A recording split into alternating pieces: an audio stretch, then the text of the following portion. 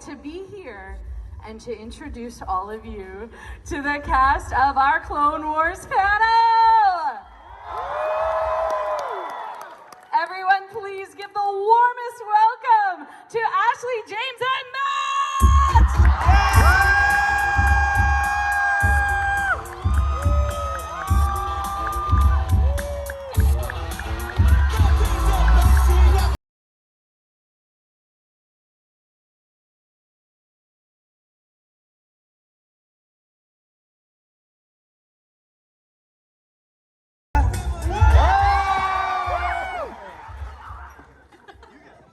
Y'all, I really appreciate that dance break, so I could try and back myself up onto this chair. Wait, we gotta move closer to Ash. Closer. Okay. This is weird. We're like really far away. All right. Yeah, we really like each other. We do. Well, now I feel like last picked in dodgeball. Come closer. Come closer. All right, there we go. I love how y'all left me hanging and didn't dance with me. Oh, sorry. It was funny. You want to do it again? Do you need to re-enter? Dance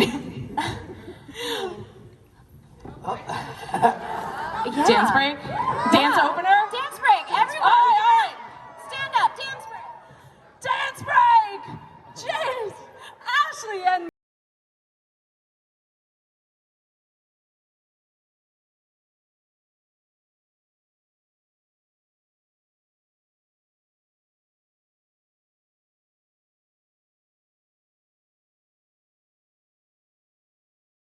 Exhausted. I love it!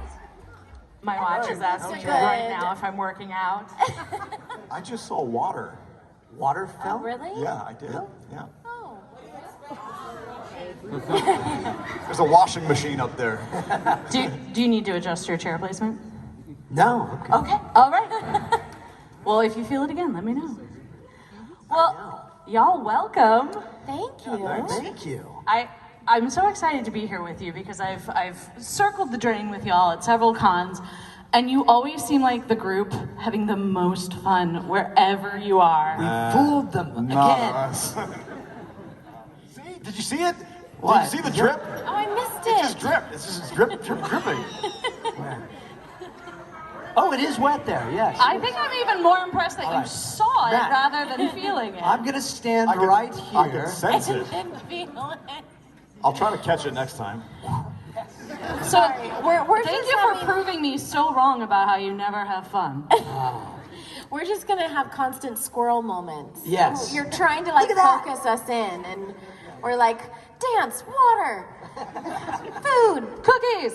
There are no cookies. I don't want to establish that I have cookies for you. I just want to be very clear up front. I have cookies in the back. Only the dog I'm out. side has So cookies. Matt's nickname for me is Snacks. Snacks next time. Because Snacks. I always have snacks. It's a true story. Yeah.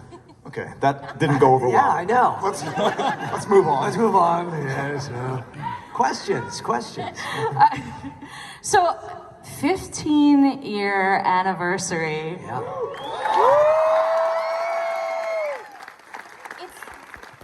It's weird because I'm only 15 years old. Yeah, it's strange. She was a circus I was going to ask, drama. is it possible for all of you to go back in your very young, ageless memories to when things first started? Did you ever think that you would be sort of the start of so much with the Star Wars franchise? Yes. Yes, we did. I had no idea, really. They were really, really secretive, as Star Wars always is when they were casting, at least with me. They said it was a Star Wars animation. That's all they said. I didn't even know the character that I was auditioning for until I got the job. They called me and they said it was for Anakin. So I had no idea. I mean, they didn't let on to what it was to become. And I don't know that they knew. I think it was a bit of an experimental ground for Star Wars. It's the first Star Wars television and Star Wars in animation, aside from the micro series. I was going to say, wait a second, there were these sort of 3-minute episodes. Yeah, the original micro series, but I think that's really what gave George Lucas the idea that, oh, we could turn this into something bigger, have it CG, and so it was really amazing and exciting to be a part of it. And you were involved in that original series. I was. That was 20 years over ago. 20 years ago, a long time ago in a studio far, far away. I was called in to match Ewan McGregor's voice, and then they told me it was a Star Wars cartoon. And I'm like, wow, my two worlds have collided, cartoons and Star Wars. And so, but those were very short. They were like 3 minutes. So I would say, Anakin. Was that Anakin? That was Anakin. And then I was done. So. Did they tell you it was Ewan McGregor for Star Wars, or was it like maybe it's Ewan McGregor for Train Spotting? It was definitely for Star Wars. It was they played me a bunch of lines from Attack of the Clones, and I had to match that because Revenge of the Sith hadn't started production yet. And so then we actually did the Revenge of the Sith video game. Y'all know the game? The video game? It came out the same time as the movie, and so we were making that at the same time. And one day, David Collins, y'all know David Collins, very talented voice actor, director in his own right, came in with this briefcase strapped to his arm and the scenes of, you are my brother, Anakin. And they showed me Ewan McGregor doing that, and they said, can you match that? And so I was able to do that, and they said, okay, we're keeping you as our Obi-Wan. So I was very blessed. But these two got to, I think the coolest thing with Ashley is she got to create a character all on her own. And then Matt got to take Anakin and take him into all new worlds. So that was the coolest part. And how about you, Ashley, when you came onto the show and in creating that character, was there a point, or at what point were you like, this is gonna be something special? Well, first of all, as a Star Wars fan, myself, when I found out it was a new Star Wars show, I was so confused because I thought George Lucas was done making Star Wars. So I was super excited. And then to find out that it was a new character, we recorded the show for 2 years before you all ever saw it. So we started recording in 2006. And so I had a chance to fall in love with Ahsoka before anyone even met her. And I went into it very naive. I just assumed that everyone would love Ahsoka as much as I did. And then Dave Filoni was like, I don't know. And he kind of tried to warn me. And then, of course, Ahsoka came out and it was divided. She wasn't the most loved in the beginning. And it was shocking because we were over a season ahead of what you all had seen. So we were well into season 2 by the time you're just seeing the movie. And so I knew how far she had come just in one season. And so I just begged everyone for their patience. And I said, trust me, no character should be perfect in the beginning. And if they are, that's not going to be a very interesting character. So I said, please go on this journey with her, have patience, and I promise you'll fall in love with her like I do. And I think that happened, which is just surreal today. And I truly appreciate all of your love for Ahsoka. It's just incredible. Yeah. And Matt, you came into this playing obviously well-known character, but also one where we know the end game of that arc and we know what happens. What was it like taking on that mantle where you know that turn is going to happen, and we do see those sort of hints and those moments throughout the series? Yeah, I very much, like I mentioned, they didn't tell me it was for Anakin. So when I went in, they just said, do Han and Luke, whatever you feel like that would be. So clearly they were looking for just a unique spin on Anakin. So I didn't feel the pressure to have to do, you know, vocally what Hayden did necessarily. So I felt like I kind of got to, excuse me, I kind of got to form my own character in a way. It's Anakin, but in the Clone Wars, he's a hero. You know, we see those moments, and those moments that you're talking about, me and Dave always referred to them as flashes of the dark side. And it was always really fun to do those moments because it felt like we were connecting Clone Wars Anakin with what's to come. But yeah, I mean, I felt like I got to voice a character who was, we want to see as a hero. We heard he was a hero, but we didn't really see it in the films. And so I got to take him on a journey in this season of his life where we rooted for him and, you know, we love him. And then when he falls, it's so much more tragic. So yeah, I mean, I guess I didn't feel the pressure necessarily of having to be an established character. And Matt really is, like, he just brought himself. Matt is like the hero version of Anakin. Because a lot is said, I got to bring my own personality to Ahsoka. But not a lot is talked about how Matt really just brought his own personality to the character. It's you. I brought my cape in and I flew up and away. No, thanks. That's very kind. Yeah, you're a nice guy. You should tell people. Yeah, there were always cameras in the rooms, even if they were just for the artists to get reference and stuff. But the movements that you see so often are everybody there. Facial expressions. But yeah, Anakin, when I watch Anakin, I see Matt. You know, I see him in the studio doing the, you know, the hands on the hips or the arms crossed, and well, you know, that kind as a hero would naturally yes, pose. He would. And I was always, you know, stroking this fake beard here. And Ashley would use her pencil as a lightsaber.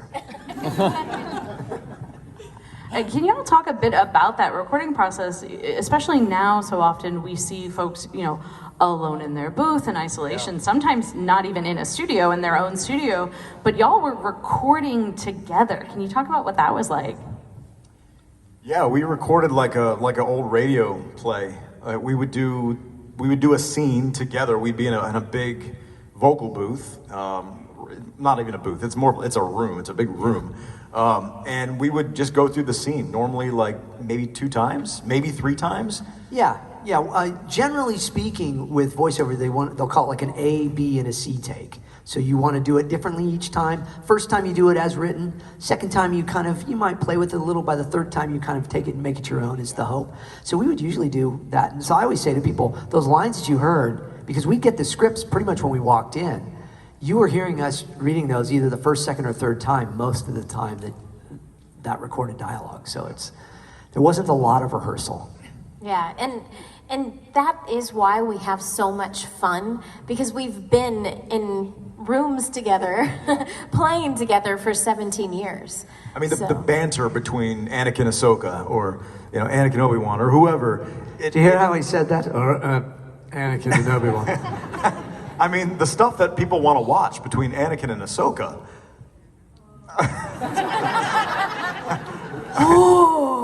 I have the high ground. I mean, it helps tremendously being next to Ashley and next to James and being able to play. I think if you're in a booth by yourself, and I mean, I've had that. I know you have too. I've had did you see that? I thought you were gonna say it's a drip again. I didn't see the water yet. Whatever. Did you see it? Been dripping. Okay, all right. It's Yes. It's absolutely believe you. I have not seen it yet. These are the signs of the chosen one. You will find water dripping everywhere. So I was saying that when you're by yourself, I've certainly had that. Like I'll have a love interest in an animated show, and I've never met the person. You know, it helps tremendously when you're there and you can balance each other, and you know, the banter. Yeah. James, you have a lovely banter and arc with Satine, Yes. or rather Obi-Wan does. How would you call it? Yeah. She's not my girlfriend. Yes, Anna Graves is a tremendous actress and brought so much beauty to the character of Satine. People ask us what our favorite stories are and arcs and things, but the Mandalorian arcs are always my fondest, and the Lawless as well. Spoiler alert, if you haven't seen it, get with the program. You're on a Clone Wars panel. But when the Duchess and Maul have their meeting, that was some of my most favorite stuff, but also saddest moments. But I always think, and Ashley and I have talked about this for ages, that there should be a Broadway production of Obi-Wan and Satine. I'd pay to see that. Actually, okay, I haven't told you this. Okay. But you know what I do really want, and I'm actually not a reader of romance novels, but I think there needs to be a romance novel between Obi-Wan and Satine. Oh, yes. Oh, behave. Now, I have heard how much Dave Filoni loves the concept of a musical episode. Oh yeah, Sure. I we're not doing regularly, and that's why we've always talked about it, because I regularly would ask him for it. I'd be like, well, you know, everyone's doing it. Buffy got a musical episode. I'm like, Yeah. where's our musical episode? We did, I was Grey's on Anatomy a got one. show called Batman the Brave and the Bold. And I was Green Arrow and Guy Gardner, the Green Lantern. And we did a musical episode, and Neil Patrick Harris played the Music Meister. And he made all of us superheroes under his spell, and so we sang. And it was really fun. I got to sing at that. So I'm writing the Satine Obi-Wan musical in my head now. So I'm Yes. just so curious because, of course, Yes. y'all have to make an appearance in it. Well, yes. So what would be your song? Would it be like a power ballad, or what would be the songs each of your characters got to sing? I have the high ground. And then you underestimate my power. I hate you, I hate you, I hate you. Limb. Ah! Feel the heat.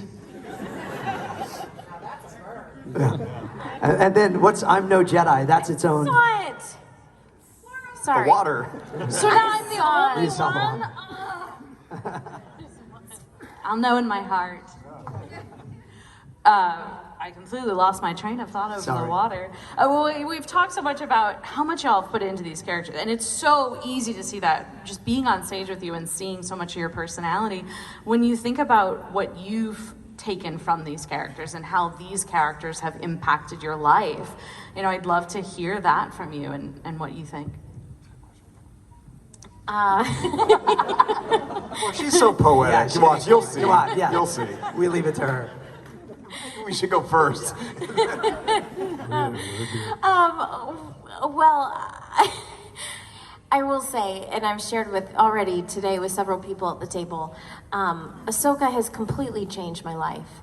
And I, very early on, you know, I was cast as Ahsoka to be myself, but I very quickly realized that I wanted to be a real life version of Ahsoka. And, you know, one of my favorite lines is from the final season of Clone Wars, where Ahsoka says, "In my life, when you find people who need your help, you help them, no matter what. I guess it's just who I am." And Ahsoka's true power is her kindness and how she helps people, no matter what. And that's what's been really transformative for me, is because growing up, my parents were very, very strict with the number one rule in our house was to treat others as you would want to be treated. And so they held kindness to like the highest degree in our house. And if we weren't kind, we would be in deep trouble. And so, but people growing up, they would always say like, "Ugh, you're too kind. Like, you need to be tough. You're too kind." And so I always looked at kindness as a weakness. I never looked at kindness as a power until Ahsoka. And I realized that that is actually Ahsoka's true power. Her power is her kindness. And that's really, that's made a massive, massive impact on my life. And it's, you know, really changed my life. And so yes, Ahsoka has changed my life in so many ways and has changed the way I think and my daily mission. I ask myself every day, what would Ahsoka do? Just like Matt says, what would Anakin do? No, don't do that.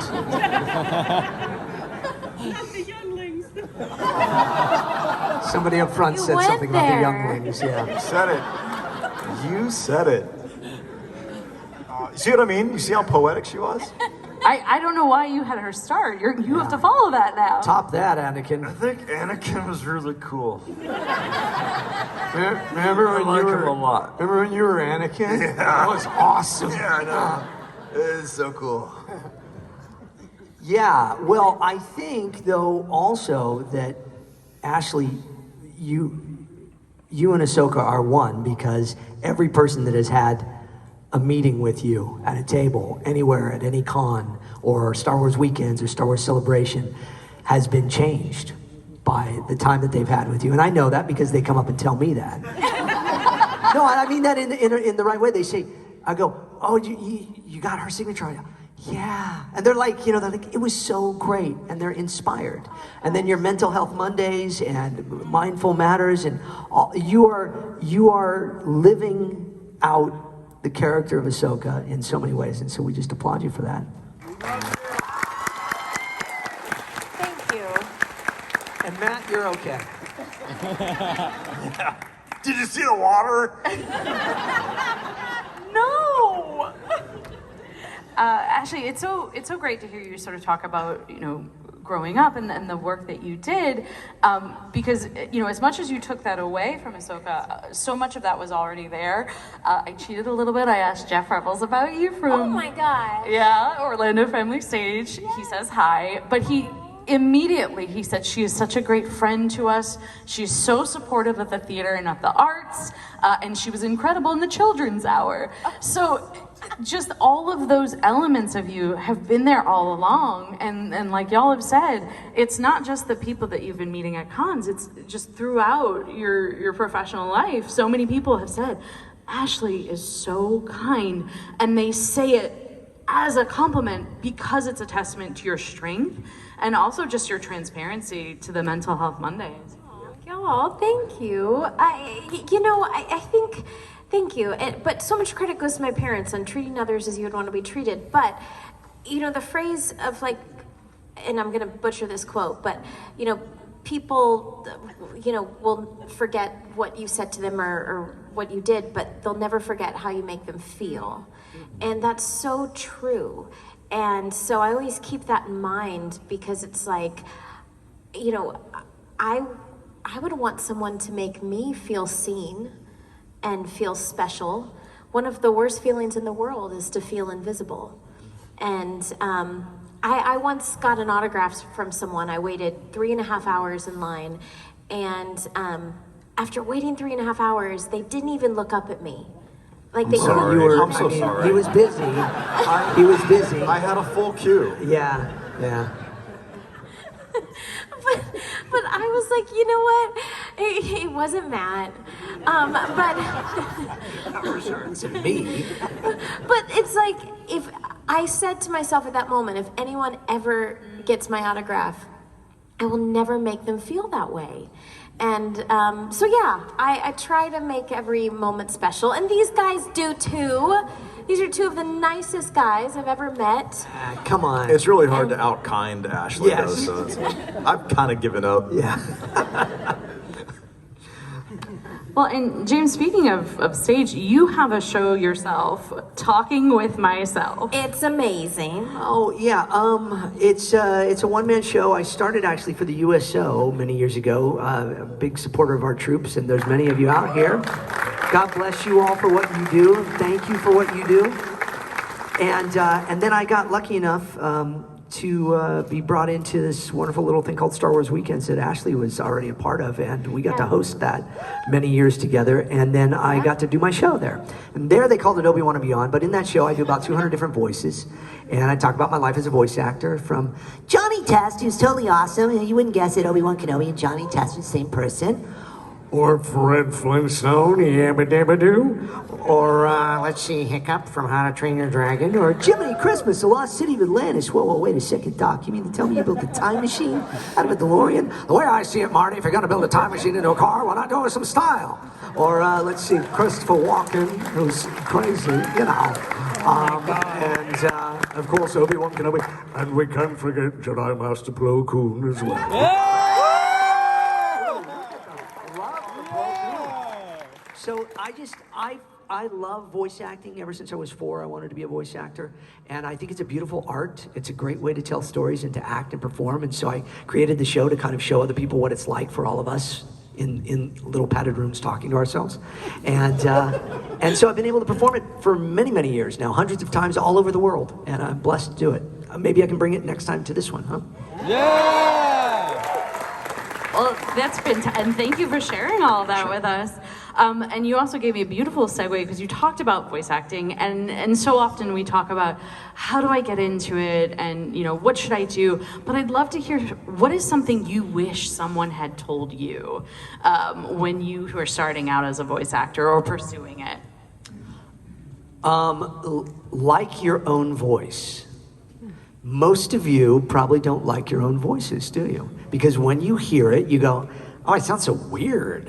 But that's because we all hear ourselves from this bass cabinet of our heads. See, when I hear myself, I sound like this. I sound wonderful. No, but I know I actually sound like this. But it's because we all are hearing ourselves differently. If you like the sound of your voice and you get used to the sound of your own voice and you get used to how it sounds, you can do more with your voice. And then you can also relax and perform and not worry about making funny faces or funny sounds and stuff. And so love your own voice, or at least like it. I think to sort of tag on to that, I think when you love your own voice, then you are confident in your own voice, which makes you confident behind the mic. And I think that, as any actor coming onto a set or into a vocal booth, I think other actors and directors, if they see a confident actor in their choices, then it kind of puts everybody at ease, and you sort of buy into the choices more that the actor is making. So I would say confidence is key. Even if you're first starting out, if you get hired, you're there for a reason. You're there because somebody wanted you there, and so believe in that and believe in yourself and bring that to the performance, because I think you guys see that too. In the performance, in the character. And this is going to sound cliche, but it's not. This was very much a part of my experience. You mentioned our dear friend Jeff Rebels.